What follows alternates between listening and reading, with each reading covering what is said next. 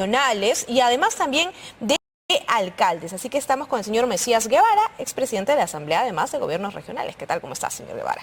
Fátima, muy buenos días. Muchas gracias por la oportunidad. Gracias a usted por atendernos. Bueno, desde su perspectiva y lectura política, ¿cuál es su posición?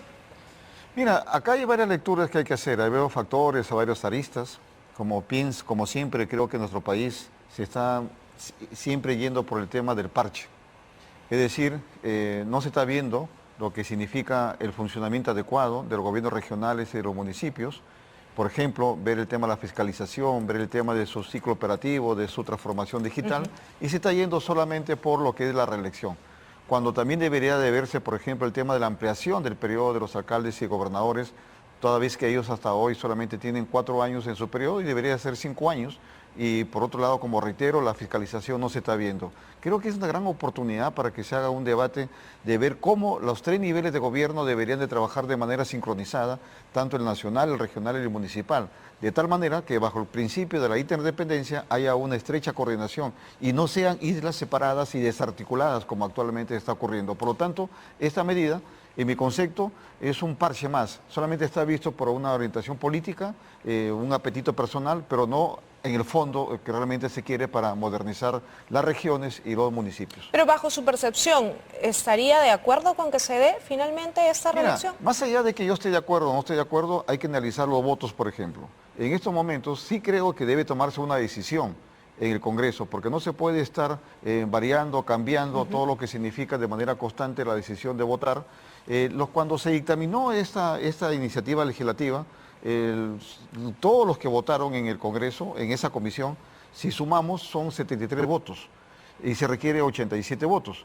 Y hay como 34 votos flotando y un poquito más que podrían ser. Claro, pero más allá de los votos, que son parte de las negociaciones políticas finalmente que se dan desde el Parlamento, en esta visión técnica del desarrollo de lo que usted mismo ha dicho, hacer un análisis profundo dentro de lo que se necesita para nuestra política, ¿es importante el tema de la reelección? Mira, para zanjar sí, pero como te digo... no. ¿En qué perspectiva? Zanjar ya de que hay o no hay. Porque hay... ¿Por qué sí? ¿Por qué? Porque fíjate que en este momento se está generando mucha incertidumbre, se está generando incluso que no haya una renovación de liderazgos locales y regionales, porque todo el mundo está a la expectativa, porque hay muchas personalidades, tanto hombres y mujeres, que quisieran participar en el 2026, tanto para las regiones como municipios, pero ellos tienen cierto temor ante ciertas autoridades que están en curso porque manejan fondos públicos. Entonces ahí esta gente dice, porque fíjate que hoy el gran temor, la gran barrera de entrada de nuevas personas al ingreso a la política es el tema del dinero. Y por lo tanto dicen, yo no puedo enfrentarme a este señor que está manejando toda una maquinaria con fondos públicos y también fondos privados. Por lo tanto, ahí tiene que zanjarse. Ahora, como reitero, en lo personal yo no estoy de acuerdo con la reelección de alcaldes y gobernadores, pero más allá de mi posición, creo de que si es que se da, porque yo, contando los votos, porque sí es importante, parece que sí se va a aprobar en esta legislatura por lo menos. Pero resulta ser más una decisión del ámbito político que técnico o que necesario para poder... cimentar parte de lo que se necesita en una democracia. ¿Cómo ayuda el tema de la reelección precisamente en ello? ¿Cómo la fortalece, la robustece? ¿Para usted tiene un impacto directo? Mira, yo como te digo, genera incertidumbre en la participación de todos. El no tener la reelección. Claro, y también estar en el limbo en el Congreso de la República. Ahora ya yendo al tema de la reelección en sí, puede tener factores positivos y negativos, luces y sombras. Positivo puede ser de que muchos alcaldes y muchos gobernadores quisieran tener esa continuidad de las obras que están haciendo, que están emprendiendo, porque muchas veces en el Perú existe la mala costumbre de que, porque lo hice el anterior, ya no lo continúo, pero sin embargo, fíjate que hay otro tema que es importante. Existe hoy la programación multianual, es decir, que el que entra está obligado en hacer lo que ya empezó el otro. Esas son las luces. Ahora, las sombras es que existe la tentación. Hay una teoría, la teoría de la agencia, donde dice que existe el sentido oportunista de manejar los fondos. En ese sentido, yo creo que hay la tentación de, como un viejo dicho que también ronda en el Perú, que del cuero sale la correa, es decir, malutilizar los fondos públicos. Hay luces y sombras. Claro, pero también la teoría dice de que una reelección genera que los ciudadanos tengan mayor fiscalización en cuanto a los votos, porque con eso se castiga o finalmente se premia a las autoridades cuando han hecho bien su trabajo y que hay un sentido además de quienes van a ser reelegidos o apelan a una reelección de hacer un mejor trabajo de quienes no. Sí, por eso te decía. Pero en la teoría, en la práctica vemos que probablemente esto pueda ser distinto. Hemos visto alcaldes que se han reelegido muchísimos años y lamentablemente no ha habido además un avance necesario en distritos. Hay otros que sí han trabajado por ello. ¿Pero de qué depende eso? ¿Del personaje? ¿De un liderazgo personalista o de una construcción de un partido político que pueda sostener precisamente ese tipo de candidaturas? Además de lo que acaba de expresar, como te dije hace un instante, por ejemplo, está el sistema de control y fiscalización que no está trabajando de manera adecuada.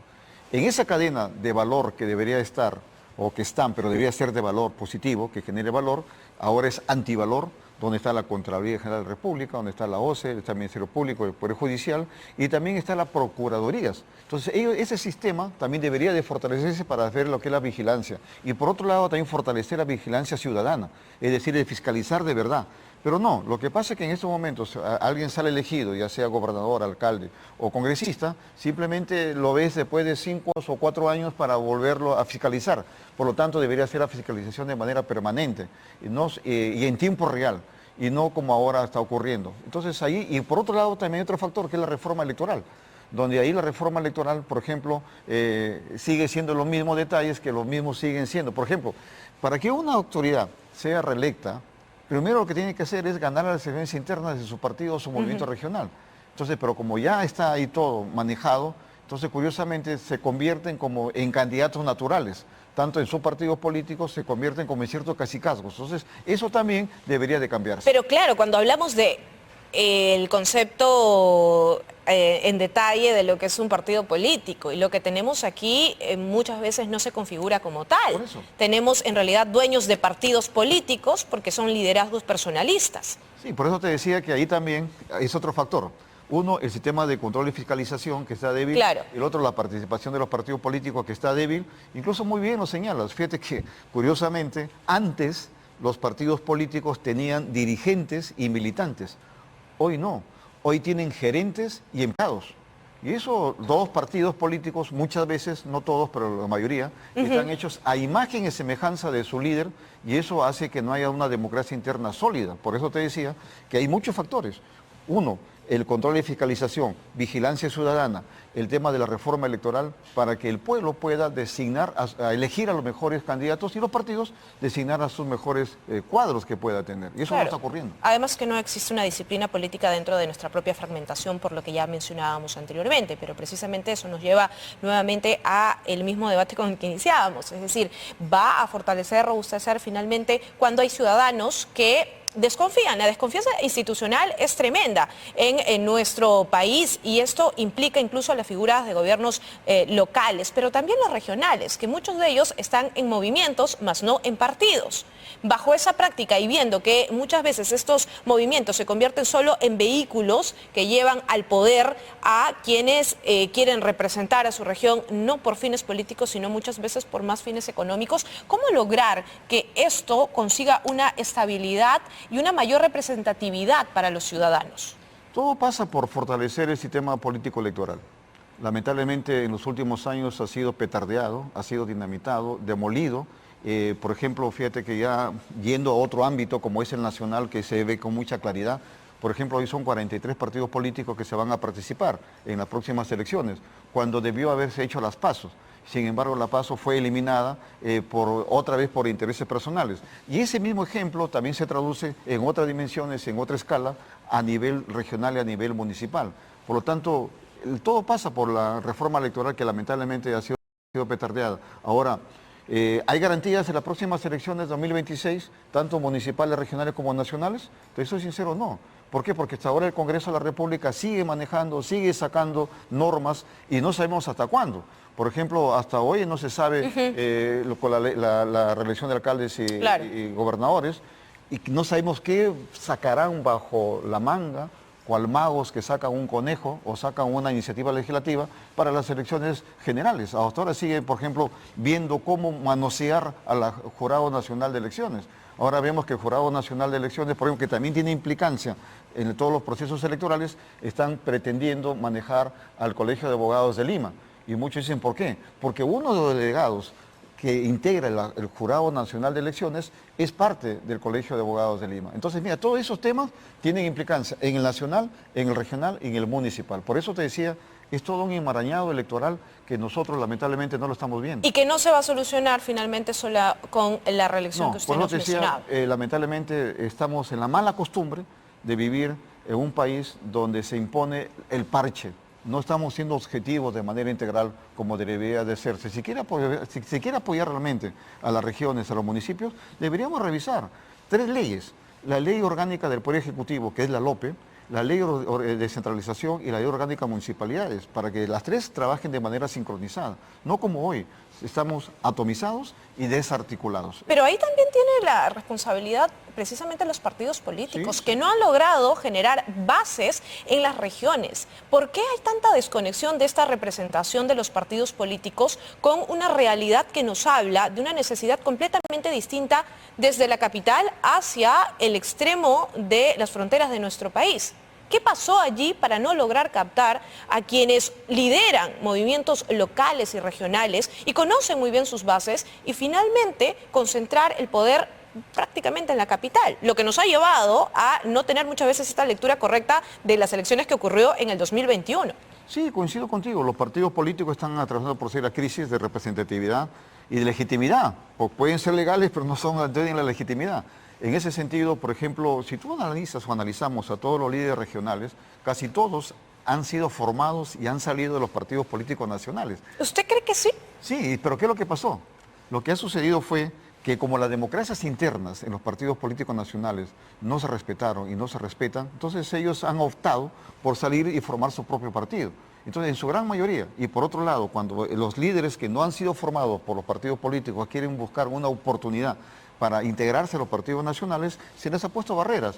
Entonces se actúan ahí como ciertos clubes, ciertos cacicazgos que luego excluyen a diversas personalidades. Por lo tanto, eso es una de las explicaciones que podríamos ver. Y el otro tema es que a muchos partidos políticos lamentablemente no tienen una visión nacional y solamente tienen una visión centralista y nacional. Ellos dicen, ¿para qué voy a meterme a un municipio o a una región cuando el gran recurso del Estado está en el Fondo Nacional? Lamentablemente hay organizaciones políticas Corporativista esa visión. Corporativistas, y que lamentablemente hay ciertos participantes de la política que ven al Estado y al gobierno sobre todo como un botín. Y hablando de eso, solo para terminar bastante puntual, señor Mesías Guevara, ¿qué opina usted de que la presidenta de la República, con la representación del jefe de gabinete, mencionen que el poder acceder a la información sobre su sueldo sea privado, no se tenga acceso a la ciudadanía?